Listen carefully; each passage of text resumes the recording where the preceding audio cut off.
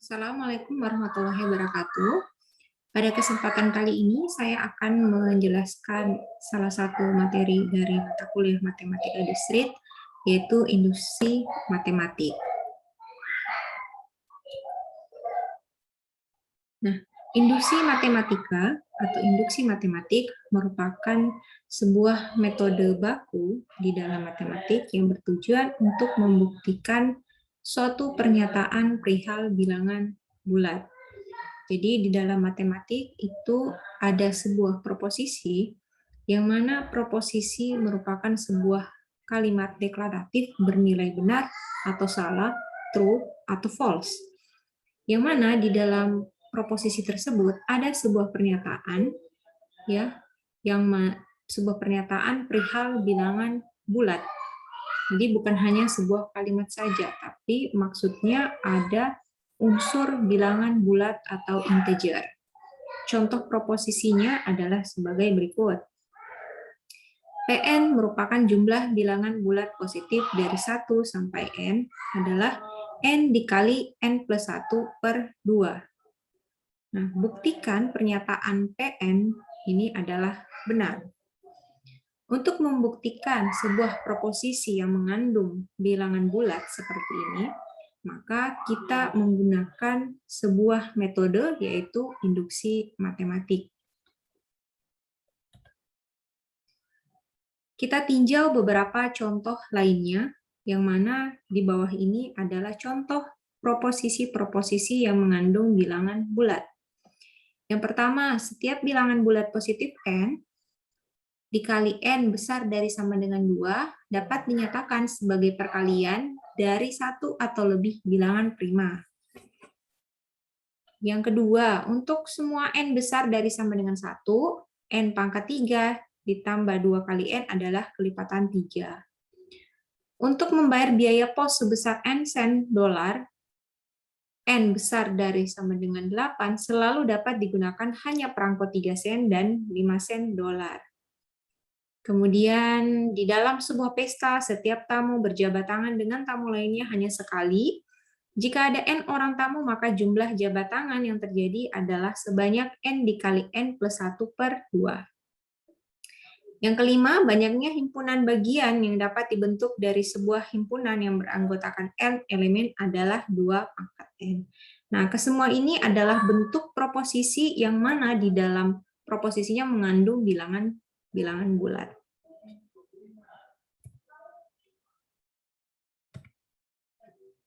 Ya, seperti yang sudah disebutkan tadi bahwa induksi matematik merupakan teknik pembuktian yang baku di dalam matematika.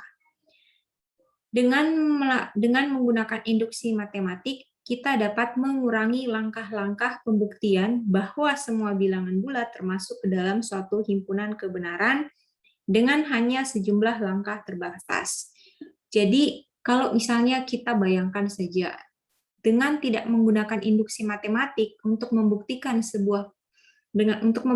pernyataan proposisi-proposisi seperti ini, kita harus menguji cobakan semua bilangan bulat. Kita harus mensubstitusikan semua bilangan bulat seperti ini ke dalam persamaan ini misalnya ya.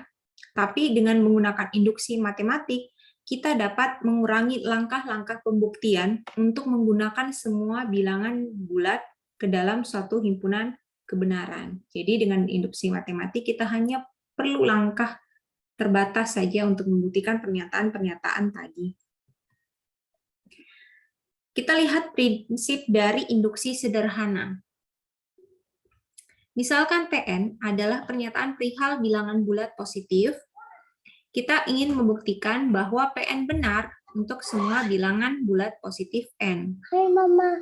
Untuk membuktikan pernyataan ini, kita hanya perlu menunjukkan, jadi ada 2 poin yang perlu kita tunjukkan untuk membuktikan pernyataan proposisi ya, yang menyatakan perihal bilangan bulat.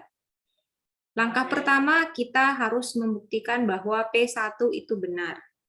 Kemudian yang kedua, jika Pn benar, maka Pn plus 1 juga benar untuk setiap n besar dari sama dengan 1. Nah, ini adalah langkah-langkah yang kita pakai untuk membuktikan sebuah pernyataan yang mengandung bilangan bulat. Atau ini adalah dua langkah di dalam prinsip induksi sederhana dalam membuktikan sebuah proposisi bilangan bulat. Langkah pertama dinamakan basis induksi, sedangkan langkah kedua dinamakan langkah induksi. Langkah induksi berisi asumsi atau pengandaian-pengandaian yang menyatakan bahwa PN benar. Asumsi tersebut dinamakan dengan hipotesis induksi. Bila kita sudah menunjukkan kedua langkah tersebut benar, maka kita sudah berhasil membuktikan bahwa PN benar untuk semua bilangan bulat positif N. Nah, untuk lebih jelasnya sebentar kita lihat pada contoh-contoh ya. Nah, kita lihat induksi matematik berlaku seperti efek domino. Kalau Anda pernah memainkan domino ya, disusun seperti ini, ketika kita menjatuhkan satu domino, maka secara bersamaan domino di belakangnya atau di depannya akan jatuh. Nah, seperti ini ya ilustrasinya, disusun semua domino. Kemudian ketika kita menjatuhkan satu domino, maka secara otomatis yang ada di belakangnya juga akan jatuh. Nah, seperti ini maksud dari induksi berlaku seperti efek domino. Ketika kita berhasil membuktikan basis induksi,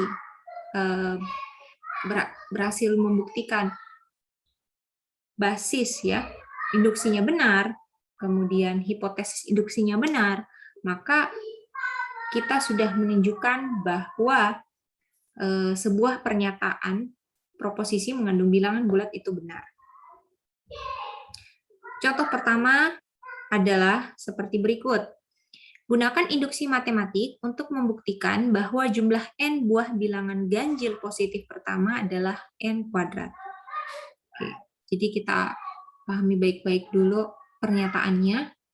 Ya, kita harus buktikan bahwa jumlah N bilangan ganjil positif pertama adalah N kuadrat.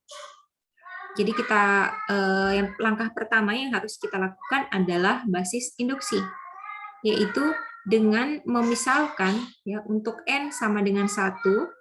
Kenapa kita mulai sama dengan 1? Karena di sini jumlah di sini dikatakan pada soal jumlah N buah bilangan ganjil positif pertama. Bilangan ganjil positif pertama adalah 1, sehingga kita ambil N-nya sama dengan 1. Jumlah 1 buah bilangan ganjil positif pertama adalah 1 kuadrat.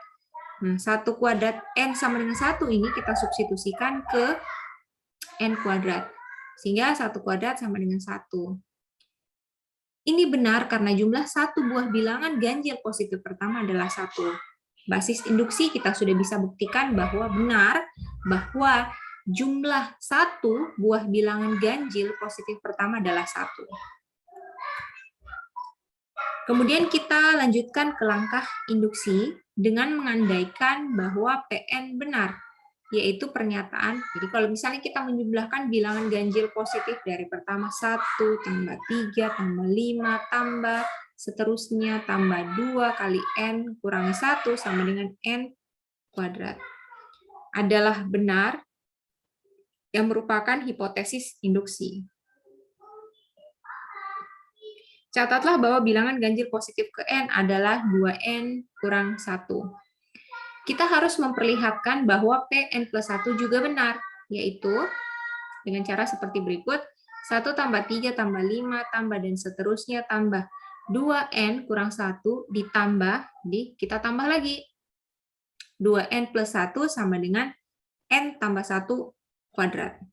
Ya, kita substitusikan N tambah 1, ya, kita substitusikan N tambah 1 ke dalam persamaan N kuadrat, sehingga bentuknya menjadi N tambah 1 kuadrat. Hal ini dapat ditunjukkan sebagai berikut. Nah, kita akan buktikan ruas kiri ini apakah benar N tambah 1 kuadrat. 1 tambah 3 tambah 5 tambah dan seterusnya tambah 2N kurang 1 ditambah 2N plus 1 sama dengan 1 tambah 3 tambah 5, jadi kita tuliskan kembali dari sini sampai 2N min 1, nah, ditambah dengan 2N plus 1. Kemudian, dari poin ini sampai di sini merupakan N kuadrat, 1 tambah 3 tambah 5, tambah dan seterusnya, tambah 2n kurang 1 sama dengan n kuadrat. Sehingga kita ganti dengan n kuadrat ditambah dengan 2n plus 1. Kita lakukan operasi aljabar seperti biasa, sehingga menjadi n kuadrat ditambah 2n ditambah 1, ya. Atau ini kita faktorkan, bentuk ini difaktorkan sehingga menjadi n tambah 1 kuadrat. Karena langkah basis dan langkah induksi sudah diperlihatkan benar, maka jumlah n buah bilangan ganjil positif pertama terbukti adalah n kuadrat. Jadi langkah pertama, langkah basisnya sudah dibuktikan benar, kemudian langkah induksinya juga benar, kita buktikan seperti ini. Maka kesimpulannya bahwa jumlah n buah bilangan ganjil positif pertama adalah n kuadrat. Kemudian kita masuk ke prinsip induksi yang dirampatkan. Nah, apa maksud dari prinsip induksi yang dirampatkan? Misalkan Pn adalah pernyataan perihal bilangan bulat dan kita ingin membuktikan bahwa Pn benar untuk semua bilangan bulat n yang mana besar dari sama dengan n0. Untuk membuktikan ini, kita hanya perlu menunjukkan bahwa Pn0-nya benar, dan jika Pn benar, maka Pn plus 1 juga benar. Untuk semua bilangan bulat, n besar dari atau sama dengan n sama dengan 0. N besar dari atau sama dengan n0. Contohnya adalah seperti berikut ini. Untuk semua bilangan bulat tidak negatif n, buktikan dengan induksi matematik bahwa 2 pangkat 0 ditambah 2 pangkat 1 tambah 2 pangkat 2 tambah dan seterusnya ditambah 2 pangkat n sama dengan 2 pangkat n plus 1 dikurangi 1. Nah, penyelesaiannya kita lakukan yang pertama adalah basis induksi dengan mengambil atau memisalkan n sama dengan 0. Kenapa memisalkan n sama dengan 0 di sini? Karena berdasarkan soal, untuk semua bilangan bulat tidak negatif n, ya, bilangan bulat pertama tidak negatif n itu adalah 0. Atau kalau misalnya kita lihat deret di atas ini, deret pertama, ya suku pertama dari deret ini adalah 2 pangkat 0. Maka kita memisalkan n-nya sama dengan 0. Sehingga kita peroleh, ya, 0 kita substitusikan ke ruas kanan dari suku ini. Kita substitusikan ke dalam 2 pangkat n plus 1 kurang 1. Sehingga 2 pangkat 0 sama dengan 2 pangkat 0 plus 1 kurang 1. Kemudian hasilnya adalah 2 pangkat 1 dikurang 1, hasilnya adalah 1. Jadi benar 2 pangkat 0 sama dengan 1. Terbukti bahwa basis induksinya adalah benar. Nah, langkah berikutnya adalah langkah induksi. Kita akan mengandaikan bahwa Pn-nya adalah benar. Yaitu, jadi kita tuliskan lagi deretnya seperti ini, 2 pangkat 0, tambah 2 pangkat 1, tambah 2 pangkat 2, tambah dan seterusnya, tambah 2 pangkat n, sama dengan 2 pangkat n plus 1 kurangi 1. Adalah benar, yang merupakan hipotesis induksi. Nah, kita harus menunjukkan bahwa Pn plus 1 juga benar. Bagaimana caranya? Yaitu dengan mensubstitusikan n plus 1 ke dalam persamaan ini ya. Jadi kita substitusikan setiap n di sini dengan n plus 1. Sehingga menjadi 2 pangkat 0 ditambah 2 pangkat 1 tambah 2 pangkat 2 ditambah dengan 2 pangkat n. Kemudian kita tambah lagi dengan 2 berpangkat n yang di sini kita substitusikan dengan n plus 1. Nah, sama dengan 2 berpangkat 2 kali n plus 1, ya, kita substitusikan n plus 1 ke sini ditambah 1 kurangi 1. Nah, ini harus bernilai benar. Ini juga benar kita asumsikan. Nah, kalau kita mengasumsikan benar, maka kita harus menunjukkan bahwa pernyataan ini atau proposisi ini benar. Seperti berikut ini. 2 pangkat 0 tambah 2 pangkat 1 tambah 2 pangkat 2 ditambah seterusnya tambah 2 pangkat n tambah 2 pangkat n plus 1 sama dengan, kita tuliskan lagi, 2 pangkat 0, tambah 2 pangkat 1, tambah 2 pangkat 2, ditambah dan seterusnya sampai 2 pangkat n, tutup kurung, ya.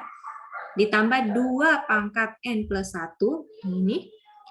Kemudian kita ganti. Nah, dari 2 pangkat 0 sampai dengan tambah 2 pangkat n, yang ini, nilainya sama dengan 2 pangkat n plus 1 kurang 1. Jadi kita ganti. Yang ini, kita ganti dengan 2 pangkat n plus 1 kurang 1, ditambah dengan 2 pangkat n plus 1. Nah, yang mana ini adalah hipotesis induksi. Sekarang, kita lakukan operasi perhitungannya.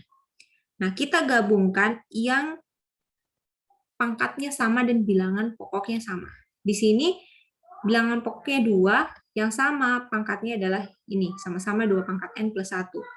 Jadi bisa kita tuliskan 2 pangkat n plus 1 tambah 2 pangkat n plus 1 kurangi 1. Ini dalam kurung. Nah, prinsip dari bilangan pokok, jika bilangan pokoknya sama, ya kita tambahkan, maka menjadi kali, ya. Bisa, karena ini 2 kali, ya, 2 kali atau ya 2 kali 2 pangkat n plus 1, jadi bisa kita tuliskan seperti ini, 2 kali 2 pangkat n plus 1 dikurang 1 sama dengan ini 2 pangkat 1, pangkatnya kita tambahkan sama dengan n plus 1 plus 1. Hasilnya menjadi 2 pangkat n plus 2 dikurangi 1. Jadi supaya lebih jelasnya kalau misalnya dituliskan menjadi demikian, di sini ada pangkat 1, ya kan? Nah, sehingga bentuknya sebenarnya di sini menjadi 2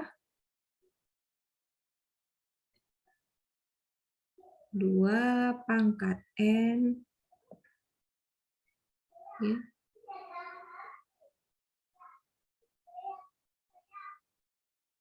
plus 1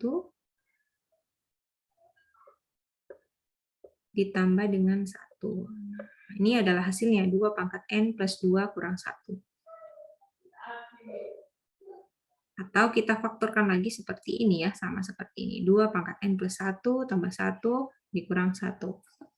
Karena langkah 1 dan langkah 2 terbukti, ya, dan diperlihatkan benar, maka pernyataan semua bilangan bulat tidak negatif n terbukti bahwa 2 pangkat 0 tambah 2 pangkat 1 tambah 2 pangkat 2 ditambah dan seterusnya tambah 2 pangkat n sama dengan 2 pangkat n plus 1 kurangi 1. Seperti itu.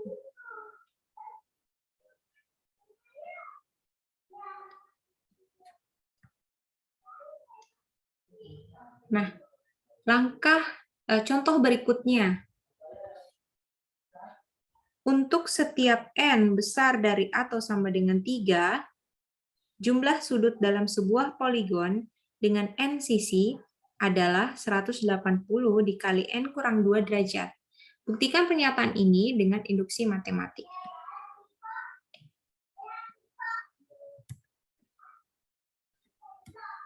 Nah,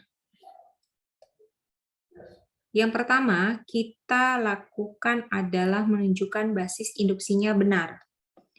Untuk nilai n sama dengan 3, poligon akan berbentuk segitiga dengan jumlah sudut 180 derajat.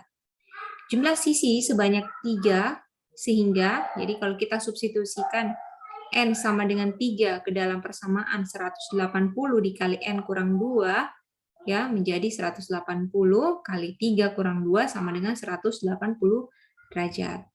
Jadi untuk n sama dengan 3, proposisinya bernilai benar, ya, atau pernyataannya benar. Langkah berikutnya adalah langkah induksi. Yang pertama, kita akan mengasumsikan bahwa jumlah sudut dalam poligon dengan n sisi, yaitu 180 dikali n kurang 2 derajat adalah benar, yang merupakan hipotesis induksi. Nah, kita juga ingin menunjukkan bahwa jumlah sudut poligon yang memiliki n plus 1 sisi, yaitu 180 dikali n kurang 1 derajat. Nah, bagaimana? Kita tunjukkan apakah benar bahwa sebuah segitiga dengan jumlah sudut poligon yang memiliki n tambah 1 sisi, yaitu 180 dikali n kurang 1 derajat. Kalau kita lihat gambar, pada gambar di atas ini dapat ditunjukkan ada dua bagian segitiga, yaitu segitiga P1, PK, dan juga PK plus 1. Dan poligon dengan N sisi, jumlah sudut dalam poligon N sisi menurut asumsi yaitu 180 derajat, 180 dikali N kurang 2 derajat, dan jumlah sudut di dalam untuk segitiga yaitu 180 derajat. Nah, di sini ada dua bagian. Pada poligon ini ada sebuah segitiga P1, PK, dan PK plus 1. Kemudian ada jumlah sudut dalam poligon yang ini, P1, P2, P3, P4, PK min 1, yaitu berderajat 180 dikali N kurang 2 derajat. Dan jumlah segitiga, jumlah sudut segitiga yang di dalamnya adalah 180 derajat. Jadi jumlah sudut dalam dari poligon dengan N tambah 1 sisi yaitu 180 dikali N kurang 2 derajat ditambah dengan 180 sama dengan 180 kali N kurang 1 derajat. Jadi ini adalah jumlah sudut segitiga dari poligon N plus 1, ya, ini ada segitiga di dalamnya, dengan N tambah 1 sisi, yaitu 180 dikali N kurang 2 derajat tambah 180, nilainya sama dengan 180 dikali N kurang 1 derajat. Karena basis induksi dan langkah induksi benar, maka proposisi di atas terbukti juga benar, yang mana menyatakan bahwa jumlah untuk setiap N besar dari sama dengan 3, jumlah sudut dalam sebuah poligon dengan N sisi adalah 180 kali N kurang 2 derajat.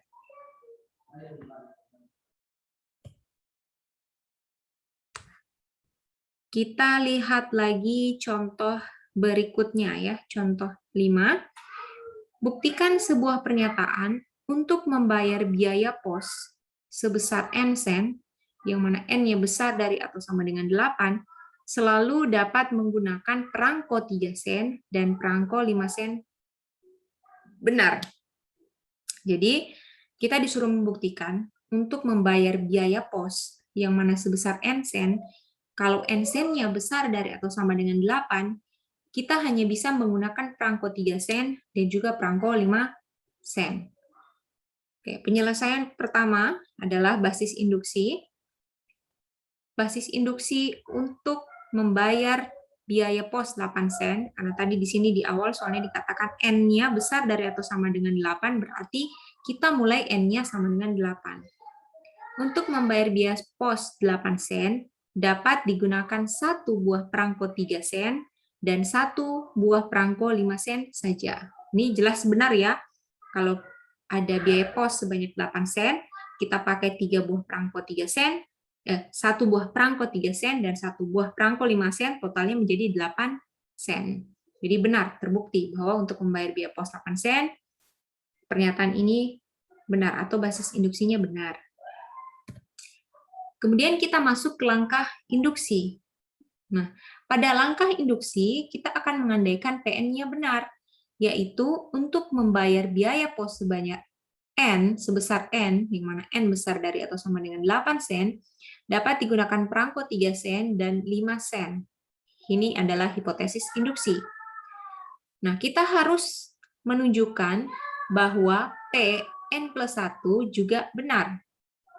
Jadi, misalnya kita ingin menunjukkan apakah benar kalau misalnya kita menggunakan perangko biaya pos yaitu sebesar 9 sen menggunakan berarti 3 buah koin 3 sen. Kemudian kalau misalnya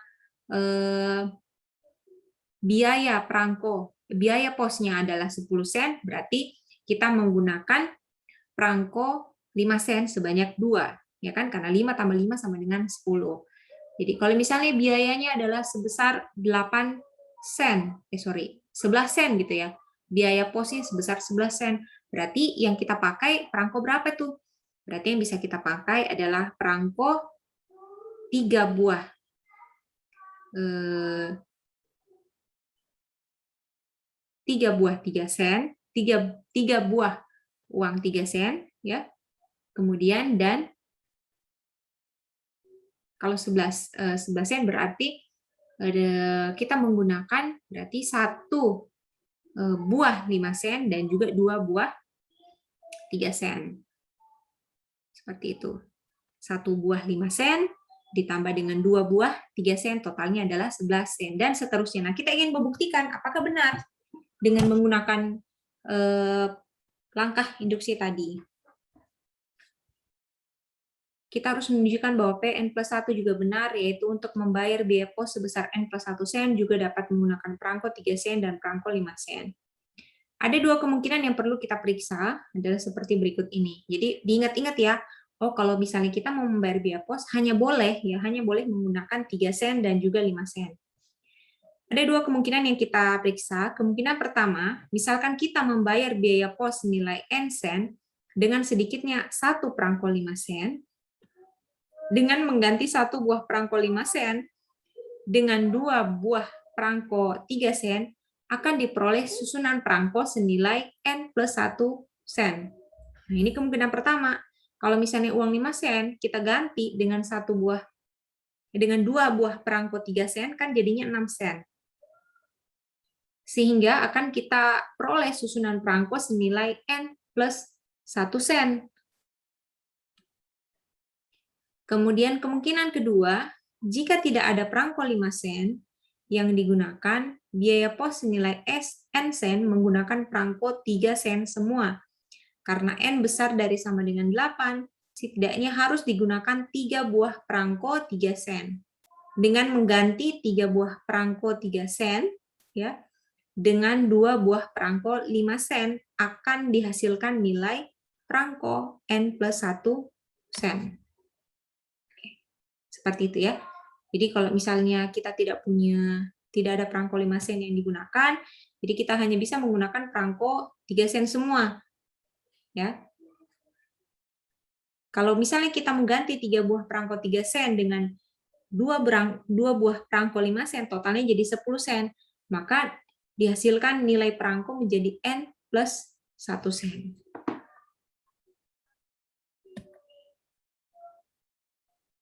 Seperti itu ya. Kemudian ada latihan seperti ini ya. Contoh, sebuah ATM Anjungan Tunai Mandiri hanya menyediakan pecahan uang 20.000 dan 50.000. Kelipatan uang berapakah yang dapat dikeluarkan oleh ATM tersebut? Buktikan pernyataan di atas atau buktikan jawaban kita dengan induksi matematika. Nah, bagaimana cara menunjukkan kelipatan uang yang dapat dikeluarkan ATM, yang mana ATM tersebut hanya menyediakan pecahan uang sebanyak 20.000 dan 50.000 saja. Jadi kalau misalnya kita mau narik uang 100.000, berarti yang dikeluarkan adalah pecahan 50.000 dan pecahan 50.000. Atau pecahan uang 20.000 sebanyak 5. Gitu. Atau kalau misalnya kita mau narik uang sebesar 60.000.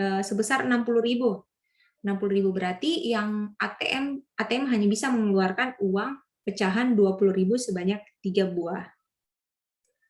Atau kalau misalnya kita ingin, kalau kelipatannya adalah 2, ya, kalau kelipatannya ada 20.000, jadi setiap kali kita mengambil kelipatan 20.000, 40.000 berarti sebanyak pecahan uang 20.000 dikeluarkan sebanyak 2 kali. Kalau misalnya 80.000 berarti yang dikeluarkan pecahan 20.000 sebanyak 4 kali. Kalau misalnya 150.000 berarti uang pecahan yang dikeluarkan adalah uang 50.000 sebanyak 3 buah. Oke, jadi sampai di sini saja materi kita. Selamat belajar. Terima kasih atas perhatiannya. Wassalamualaikum warahmatullahi wabarakatuh.